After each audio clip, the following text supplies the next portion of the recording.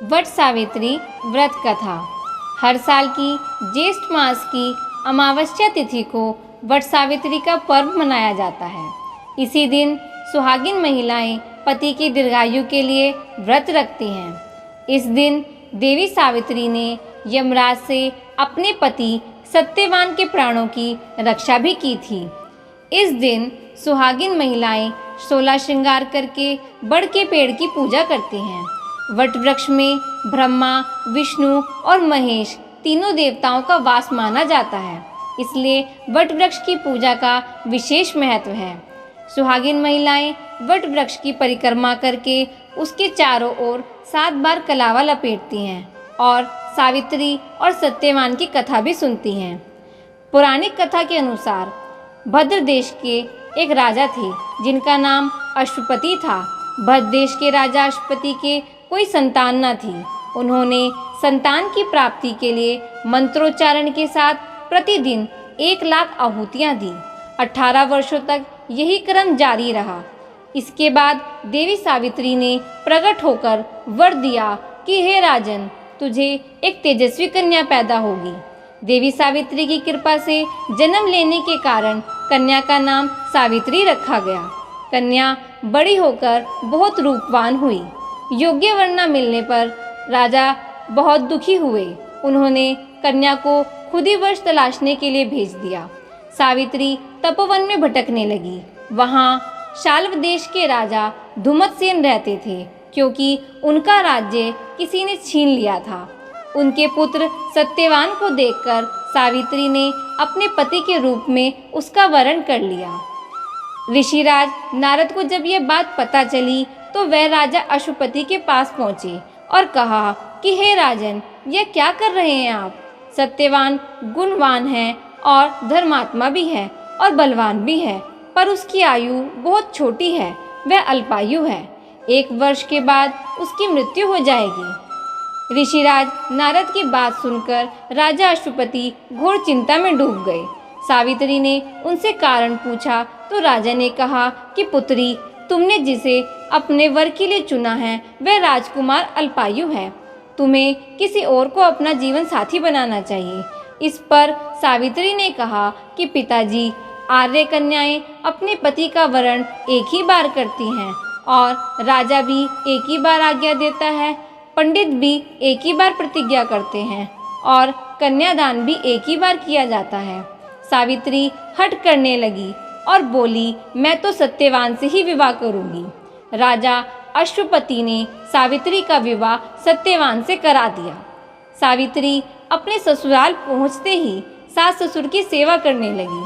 समय बीतता चला गया और नारद मुनि ने सावित्री को पहले ही सत्यवान की मृत्यु के दिन के बारे में बता दिया था। वह दिन जैसे जैसे करीब आने लगा, सावित्री अधीर होने लगी।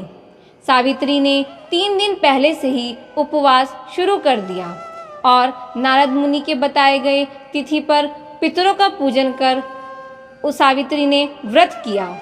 हर दिन की तरह सत्यवान उस दिन भी लकड़ी काटने जंगल में गया और सावित्री देवी भी गई। जंगल में पहुंचने पर सत्यवान लकड़ी काटने के लिए एक पेड़ पर चढ़ गया। तभी सत्यवान के सिर में बहुत तेज दर्द होने लगा और दर्द से व्याकुल होकर सत्यवान पेड़ से नीचे उतर आया। सावित्री अपना भाग्य समझ गई। तभी सत्यवान के सिर को गोद में रखकर सावित्री सत्यवान का सिर सहलाने लगी। तभी वहां पर यमराज आए। यमराज अपने साथ सत्यवान को ले जाने लगे। सावित्री भी उनके पीछे पीछे चल पड़ी।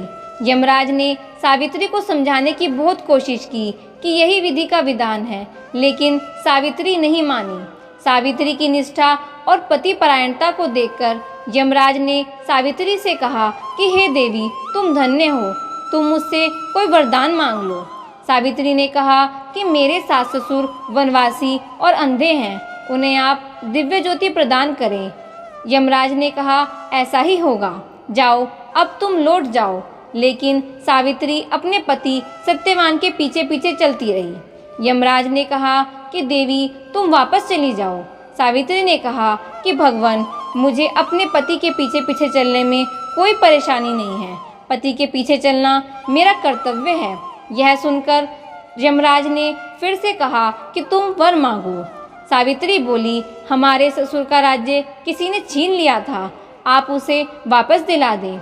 यमराज ने सावित्री को यह वरदान भी दे दिया और कहा कि अब तुम लौट जाओ, लेकिन सावित्री पीछे पीछे चलती रही। यमराज ने सावित्री को फिर तीसरा वरदान मांगने के लिए कहा। इसी पर देवी सावित्री ने कहा कि वो 100 संतान और सौभाग्य का वरदान दो। यमराज ने इसका वरदान भी सावित्री देवी को दे दिया। सावित्री ने यमराज से कहा कि प्रभु, मैं एक पतिव्रता पत्नी हूँ और आपने मुझे पुत्रवती होने का आशीर्वाद दिया है। यह सुनकर यमराज को सत्यवान के प्राण छोड़ने पड़े और यमराज अंतर्ध्यान हो गए और सावित्री उसी वट वृक्ष के पास आ गई जहाँ उसके पति का मृत शरीर पड़ा था।